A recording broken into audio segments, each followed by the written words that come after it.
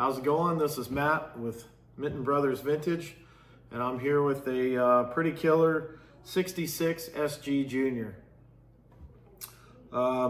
This thing has not been played much, and we don't like that. We don't like when these old guitars don't get played.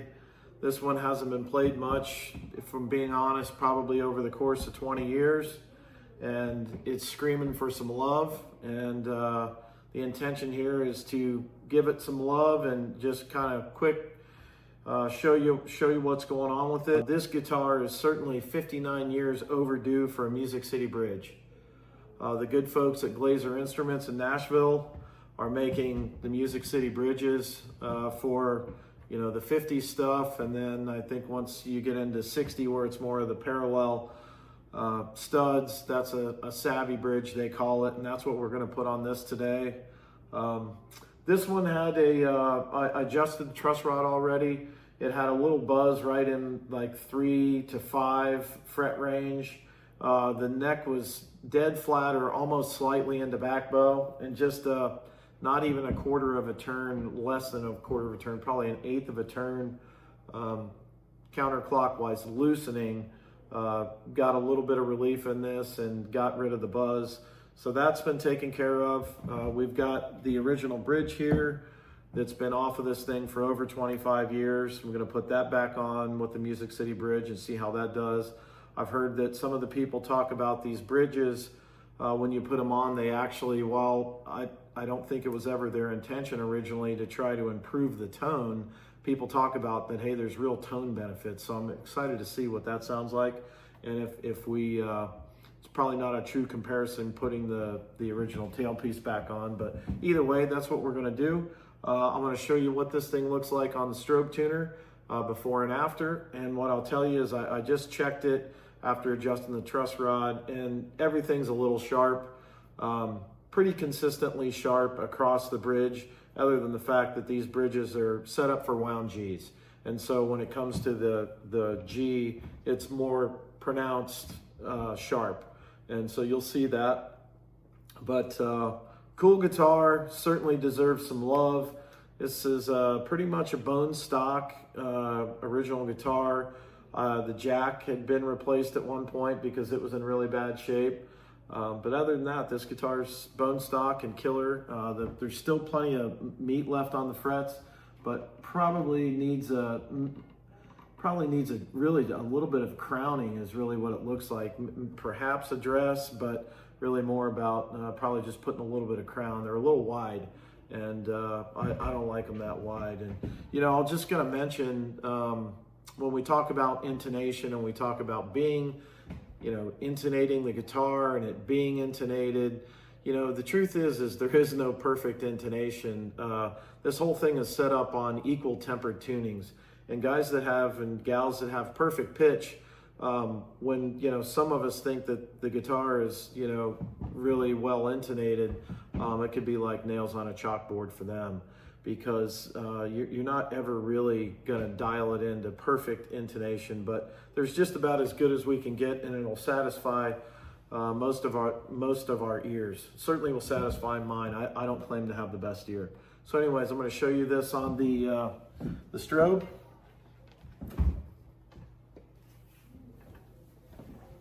And you know what? Since we're here and we're doing a comparison, let's just do a little.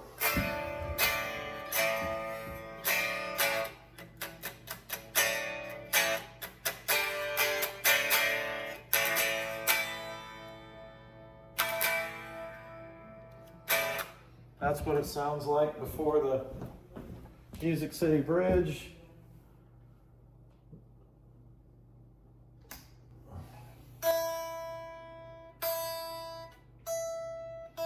You can see this high E is a little bit sharp, not grossly sharp. If I was going to set it to either be sharp or flat, I tend to hit things hard, so I would usually have more of a tendency to set things slightly flat. That way, if I pull it anywhere, it would pull it in tune instead of sharp.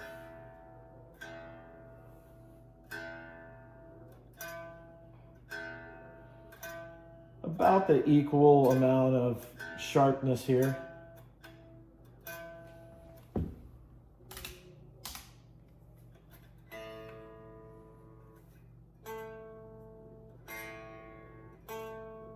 Less sharp than the E's.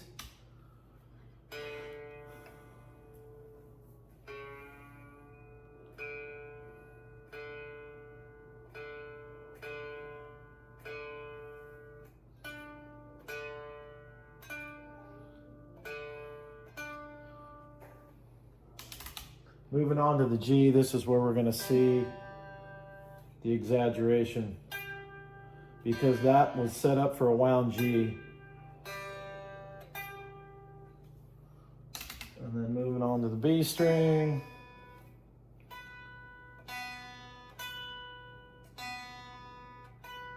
Actually looks like the B is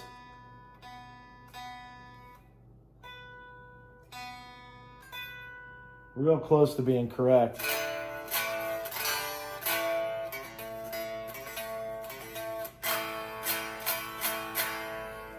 So a quick overview of what's going to happen here is we're going to give this thing a quick setup. It certainly deserves it. It's a great guitar. It's got a great P90 in it. This guitar needs to be set up, put a smile on its face, and then it needs to be played. These old guitars do not like to sit. I kind of think they're similar to cars. You know, these things were made to work, not sit in cases and hang on walls. But you know, either way, we're going to give this what it needs. So far have adjusted the truss rod just very ever so slightly, loosened it. We got a little bit of relief right in here, you know, starting at the 3rd fret into the 5th fret, 6th fret, there was just a slight buzz. That's gone. We're going to install the Music City bridge and the locking studs. Those, you can buy those with the bridge, the locking studs, which I think on this is a killer thing to do. We're going to put the original tremolo back on.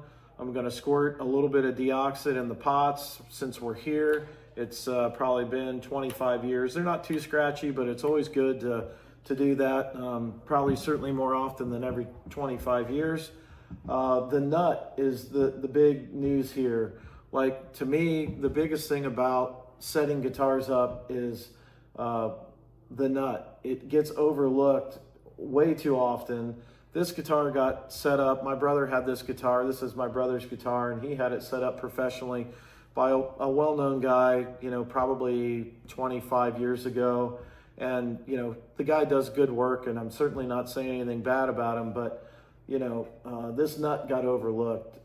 Basically, it's got a really tall nut, and the height, so in other words, from the bottom of the string to the top of the fret, it's a little close. I'd like a little bit more clearance than what it is, but it's ringing true. They're not buzzing, and I don't want to really adjust that down any lower than it is.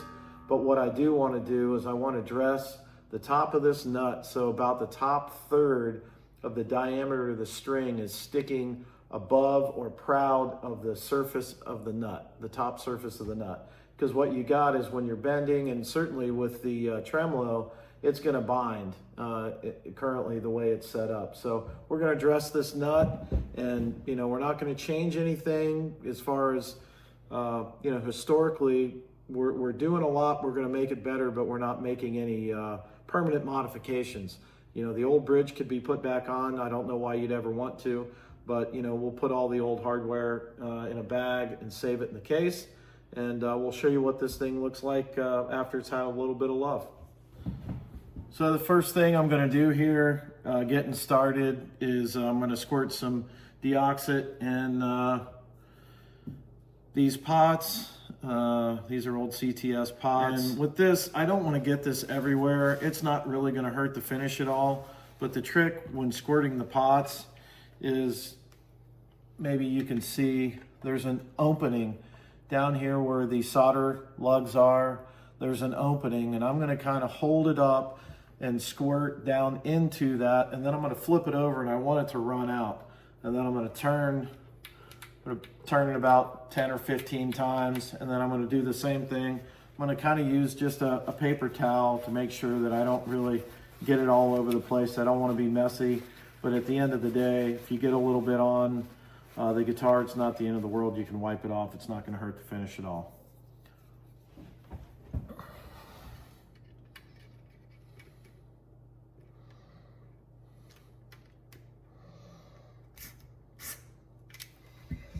So again, I want to get it in there, and I want it to run out. That way, if there's any dust or tarnish, corrosion, hopefully we'll get that to run out, not drive it into the pot, into the wiper.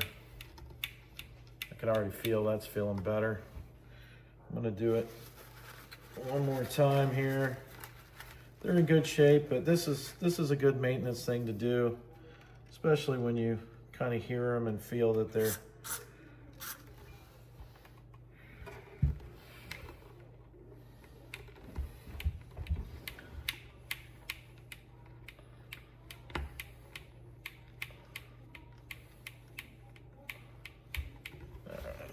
and for the tone pot, just going to kind of rinse and repeat here.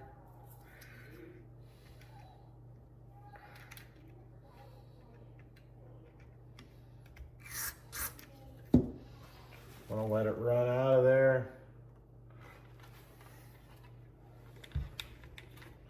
Turn that wiper a good 10 or 15 times.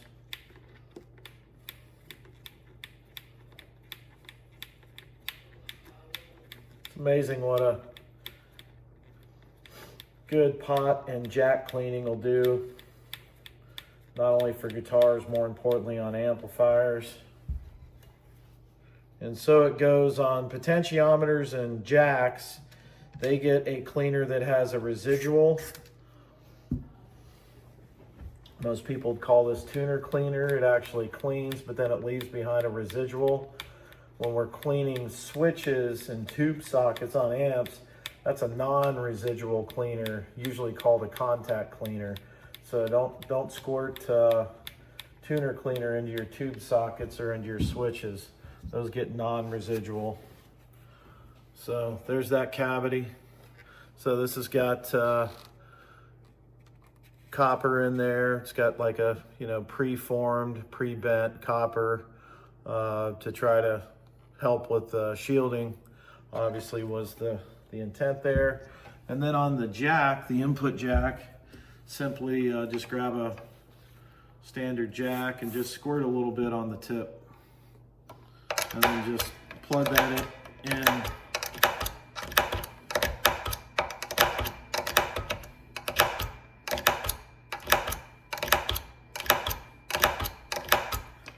That is good to go. So put the cover back on. I will say that I am a little bit OCD when it comes to screws, especially on an old guitar. Not that it matters. These pick guard screws are the same ones that are used on the pick guard as they are on the back plate. And they could be mixed up, but I just always make sure they get back in the same hole that I took them out of. Sometimes when you take old guitars apart, you're the first person that is taking that apart since it left the factory, how many ever years ago it was. So treat these things with a little bit of reverence and respect.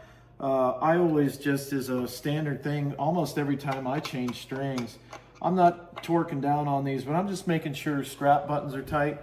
I'm making sure that tuner buttons, the tuner mounting screws are tight.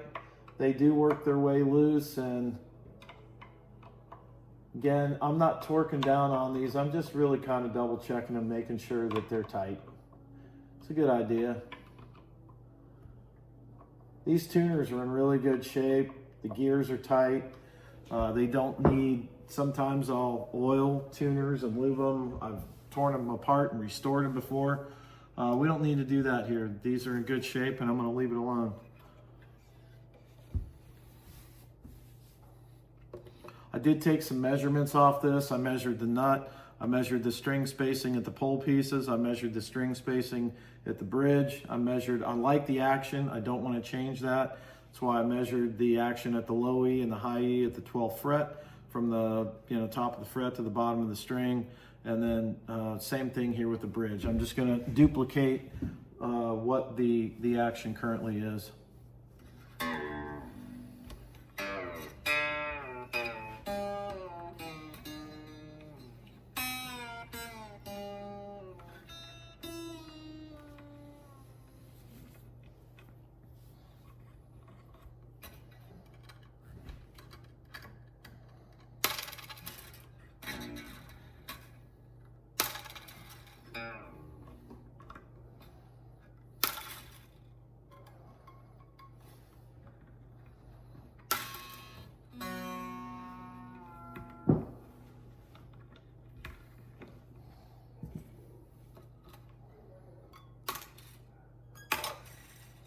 This pick guard used to not have this little crack in it.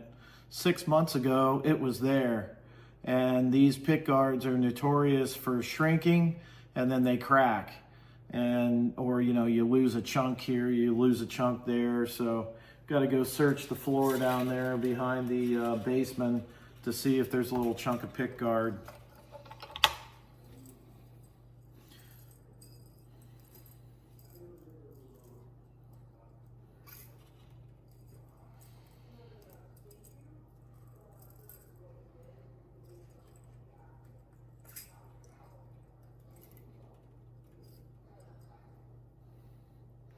So this will get put away in the case. Put this in a bag with the studs, the original studs and the bridge, and with the jack that somebody replaced, that's still in the bag in the case.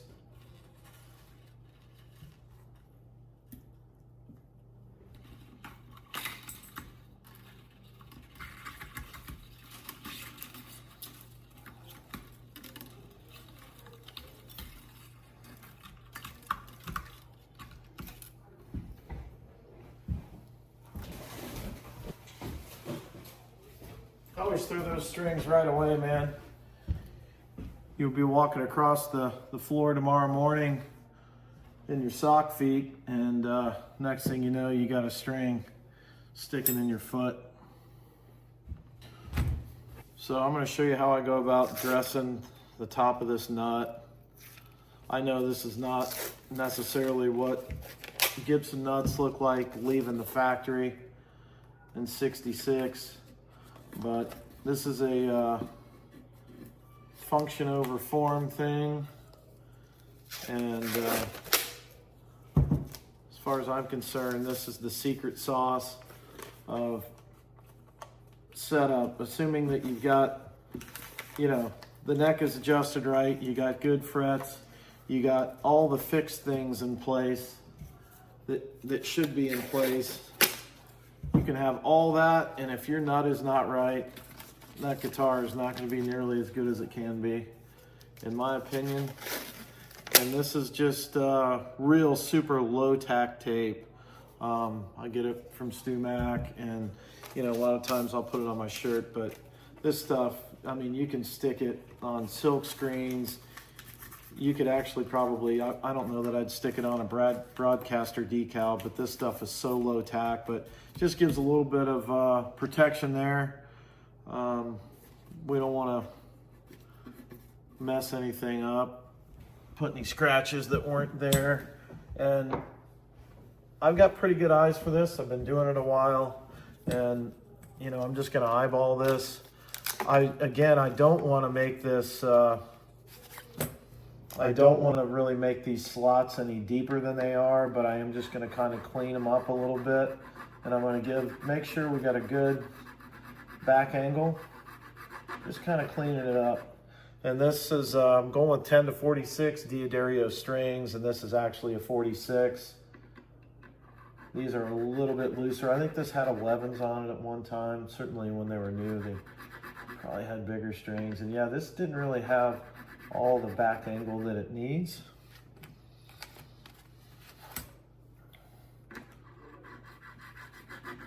Generally speaking, I match up the size of this is a 36 thousandths, which matches the string.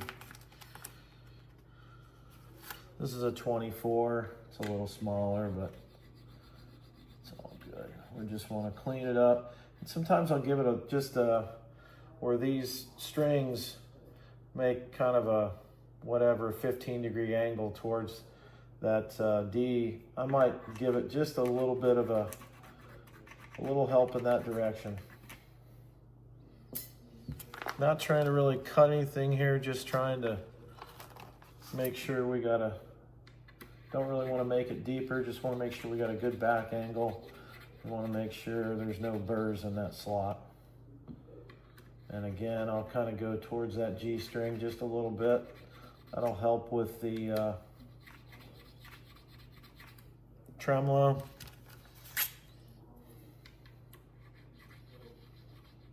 If you cut it too deep, you got problems.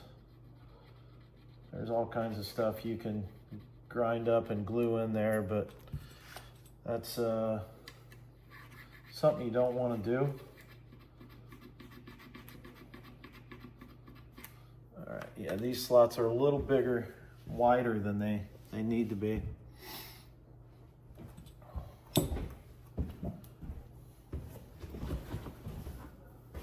I'm not working in my shop, so I kind of came to my brother's with a country doctor's bag full of tools.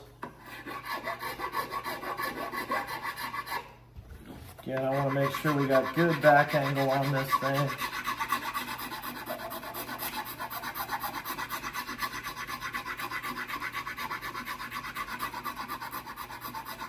If I can get the top third or even just the top of these strings to stick up proud above the top surface of the nut, that'll make a big difference here.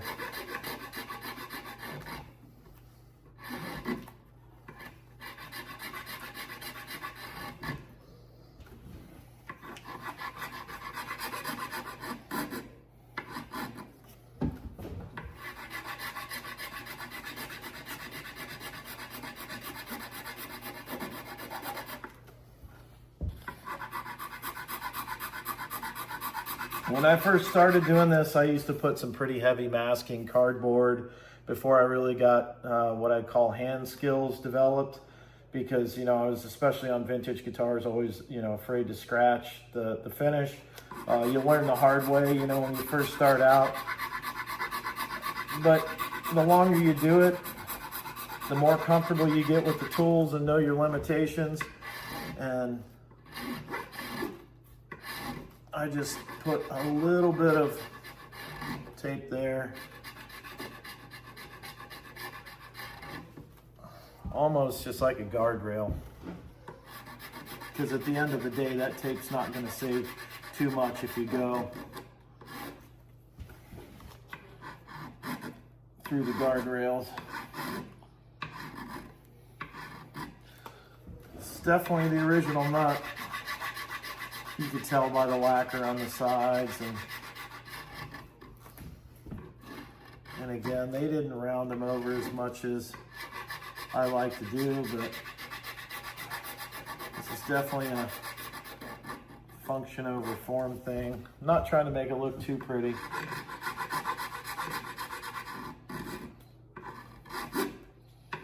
Because they certainly didn't come out of the factory looking that way. Just kind of eyeballing it. I could take those strings I cut off and stick them in there and see, you know, as like a gauge. Would be not a bad way to go. But I'm just gonna kind of eyeball this and get it dialed in. You can see that tape is already wanting to come off. It doesn't stick very well. I wouldn't recommend sticking real sticky adhesive tape on old finishes. I think that's a bad idea.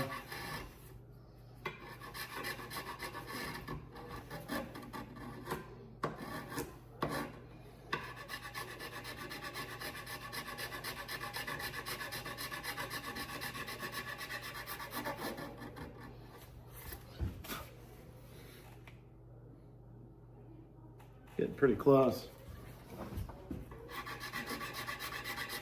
This is just a smooth mill bastard file, and I'll finish it up with a little finer grit. I'm not gonna, like, you know, take it up into the high grits and polish it or anything like that. I just kind of want to try to make it look as much like an original Gibson nut would look like. And a little sweat and some playing, and before you know it, it'll kind of look like it was meant to be.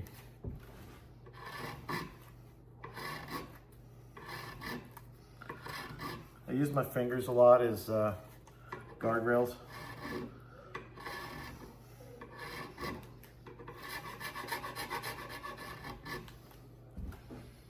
I wouldn't recommend just somebody new to a file doing this. That's my little public service disclaimer. If you want to get into Lutherie work, repair work, restoration work, and you've never done it, go buy some yard sale specials, as Dan Earlywine used to say, and practice on those. Don't practice on old vintage instruments.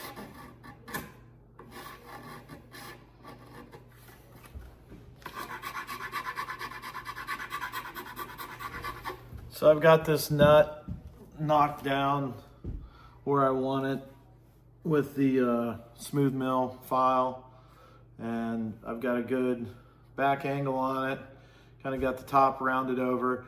I haven't touched at all the yellow on the side, the original, you know, the yellowing lacquer that's on there. So while it's going to look brighter white initially, you know, and kind of stand out of place, I can also kind of, we can certainly dirty that up a little bit. But from the file, I got this Shark sandpaper, little homemade guy that I like to go as the next step. It's a little smaller, a little better to get in and round over some of those edges. Kind of put a little round over on the back of this.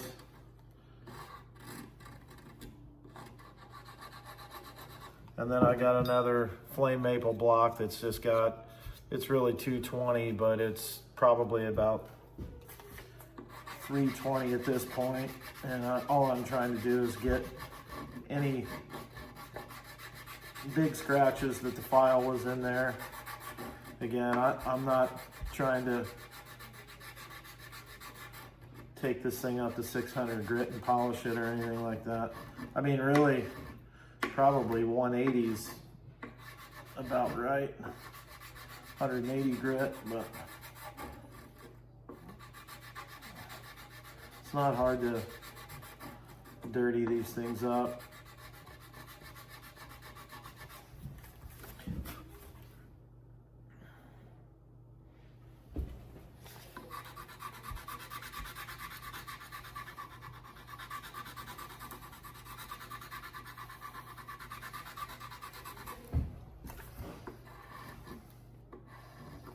Kind of knock down that square edge.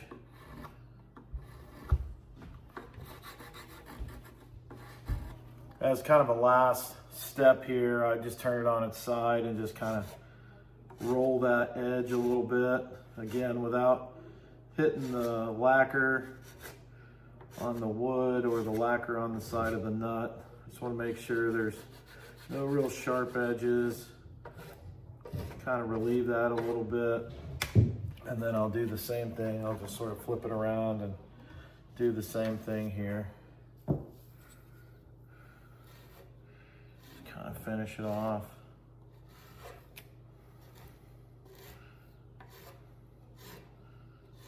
And I've actually seen plenty of factory nuts that look about like that. It just, the whiteness is going to stick out until I do something about that. That's going to be the only thing, but this thing's going to be so much better, and it's really going to help with the tremolo.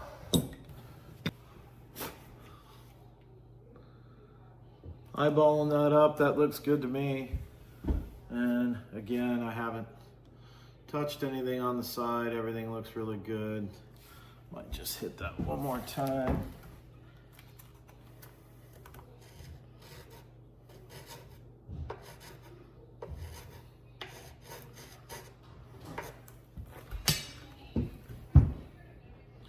That side looks good. I'm going to take the tape off.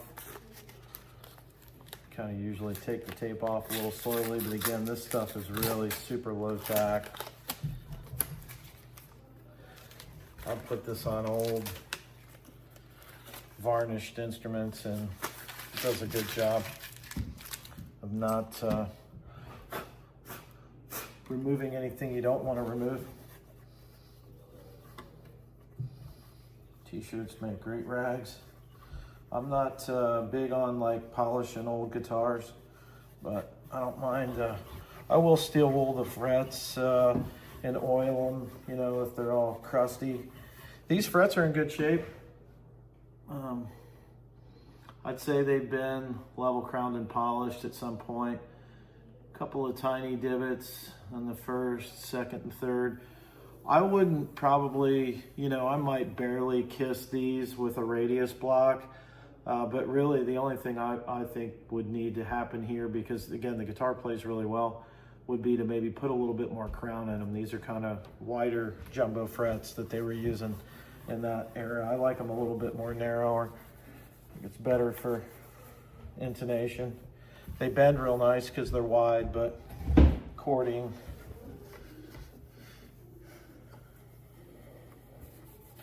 they can be a little bit more of a challenge to keep them in tune. So we're going to switch gears here now that that's out of the way. Yeah, it looks pretty good. And I could clean the front of this nut up, and there's all kinds of things I could do, but all I'd be doing is really making it look less like 1960s Gibson if I did that. So I'm going to leave that alone. I'm happy. These pots are feeling good.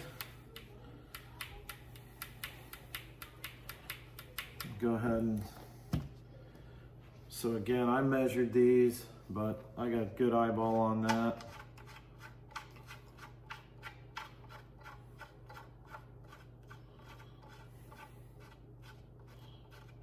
I'm going to keep the treble stud on the treble side of that bridge.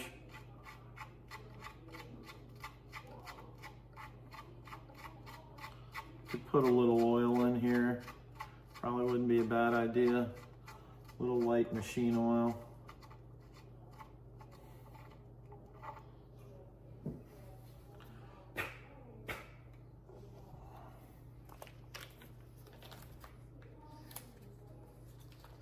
So massive improvement on these locking studs.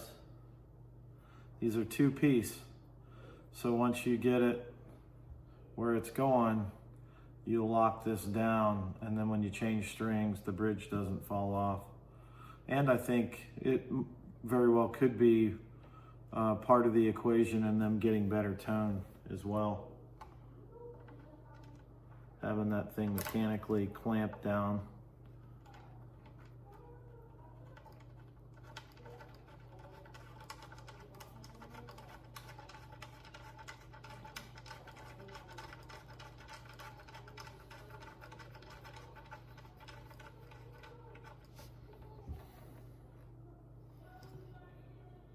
I can go back and check my measurements, but I trust that right there.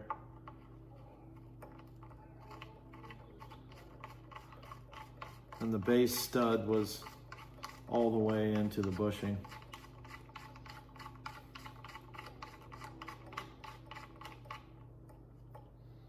Which I always feel good about.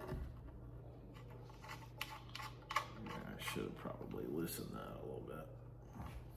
So they come with these wrenches.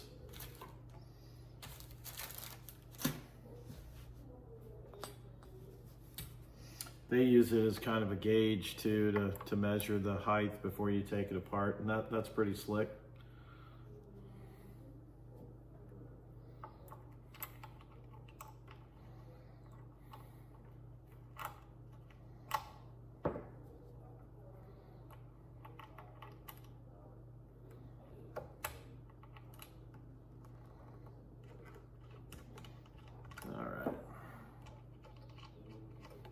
Now I can drive that stud all the way into the bushing.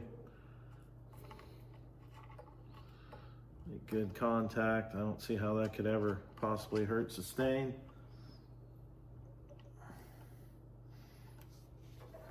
That one was about right there. All right. Again, not driving down on this. I just want to make sure they're tight. Yep.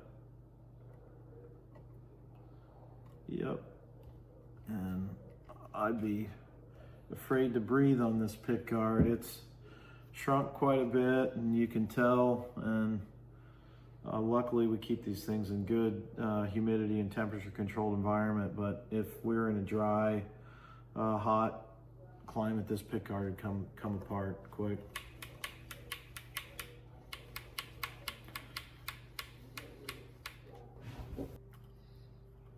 So talking with my brother, we both agree that instead of throwing the tremolo on right now, we just want to swap out bridge for bridge and actually hear the difference and see, you know, see what the difference is. We can add the tremolo back on later.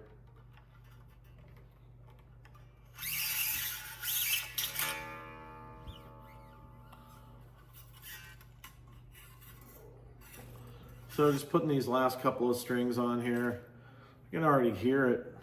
My brother just commented, he goes, man, I can hear it. It's different, it's got a different tone. Sounds good. The strings were pretty old. They weren't all beat, you know, because of how much they had been played. I mean, the guitar's been played, but it was mostly that they were just old. So, you know, just fresh strings is kind of a big deal. I'm definitely just gotta say, I think my brother taught me, and if it wasn't my brother, you know, early on, over 30 years ago, it certainly would have been Jim Newman, who taught me a lot. It's always 1 over, and then, you know, the first one, I'll usually have 1 to 2 wraps underneath, so 1 over, 2 under. As I get to the A string, it's usually 1 over, 3 wraps. And, you know, depending on how much tuner is sticking up above the headstock, these wraps will tend to get a little bit more, but I always start with 1 over. But really just a couple of 1 over and 2 under is usually good enough. And I just go by feel. You get a good feel for this after a while, how much slack to give yourself, and the more you do it, the better you get at it.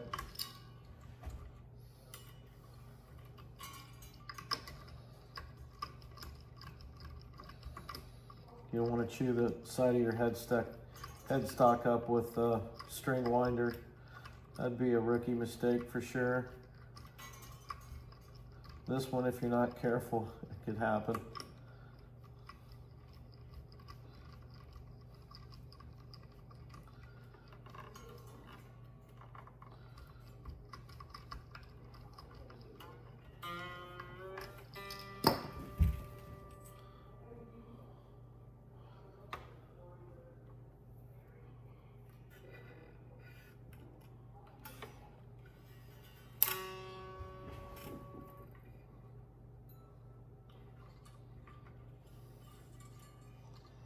I like to tune them up, stretch them, tune them a few times, pull on them, stretch the strings really good, and then I cut them off. I like to cut them close. Once they're stretched, I like to cut them close. I don't like a whole bunch of string up there to poke your fingers if you're messing around up there on the headstock.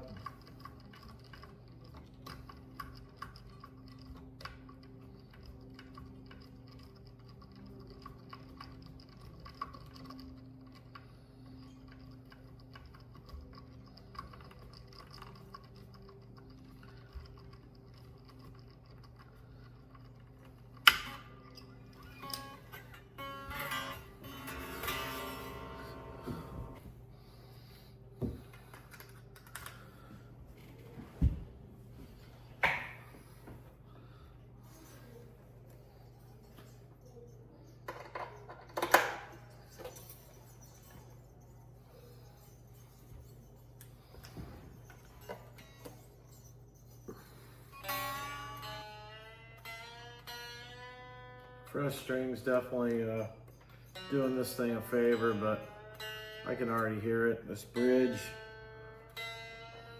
adds something for sure. Well, I gotta tell you, it's not hype. This Music City bridge is all that in a bag of chips. It's all what it's cracked up to be.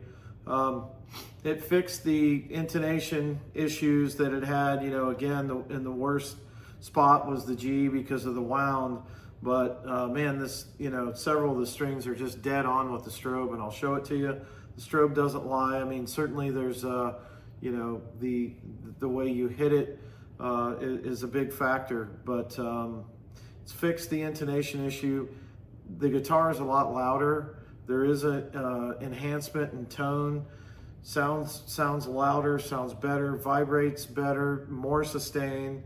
When I'm playing it, I can feel it resonate in my gut more. So it's a all-around win. Great job. I think these guys left no stone unturned on this. I think the fact that these locking posts, you know, clamp right down on the bridge, I think that that's part of it. But I'm really impressed with it, and you know, I'm not surprised. I didn't expect anything but exactly what I got, but just wanted to, you know, follow through and show you. But you can hear it.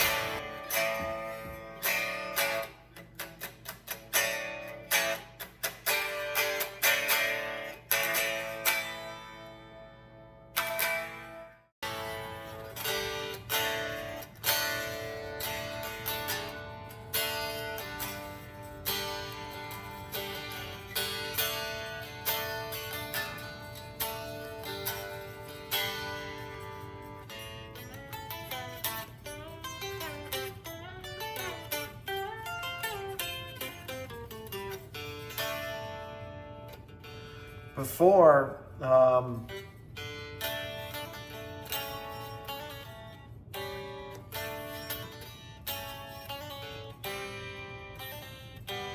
when I'd hit this open B against the G, they were fighting themselves big time.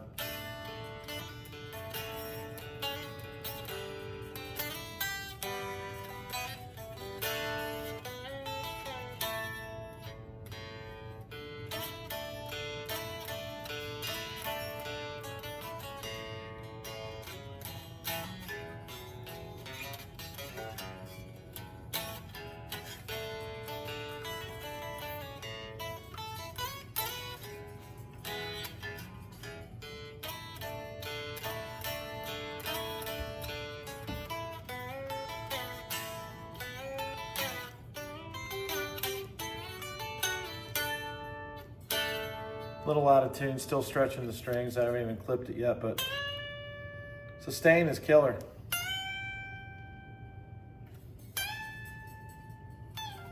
And I actually lowered the action slightly, so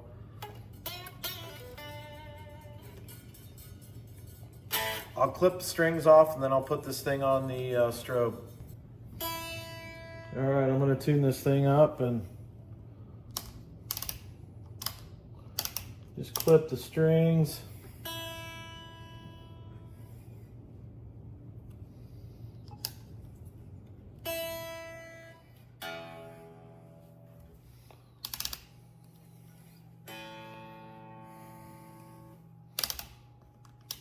It held pretty good when I clipped them.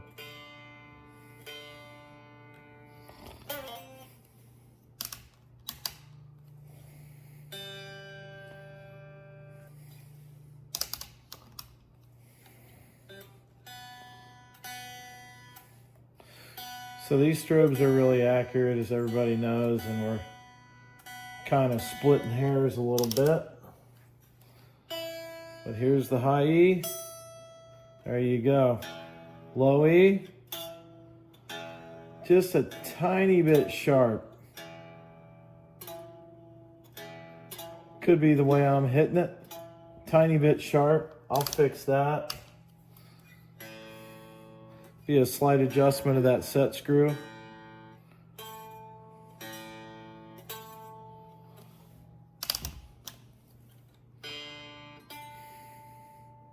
Look at that D, man. It's happy. And the G that was so far out before. Look at that G.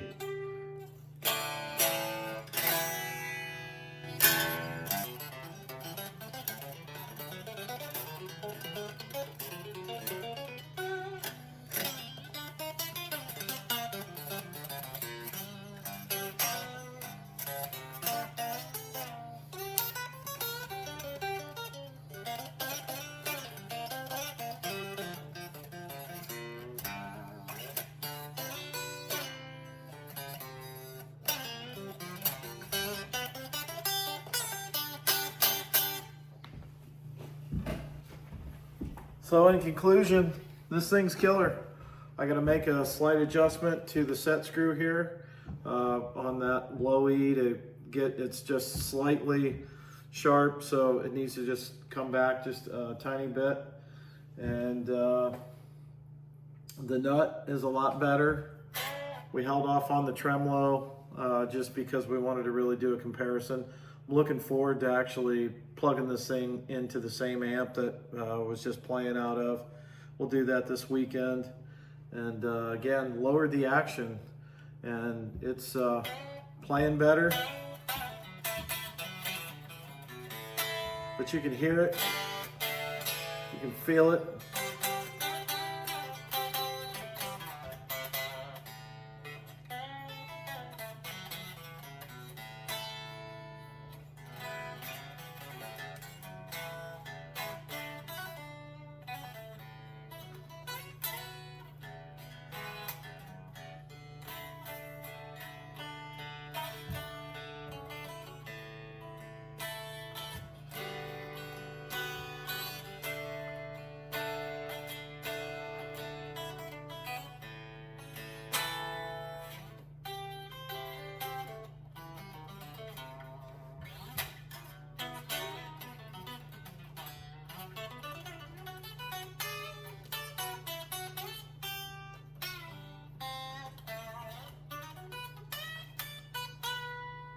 Killer sustain. All right, Music City Bridge, go get one.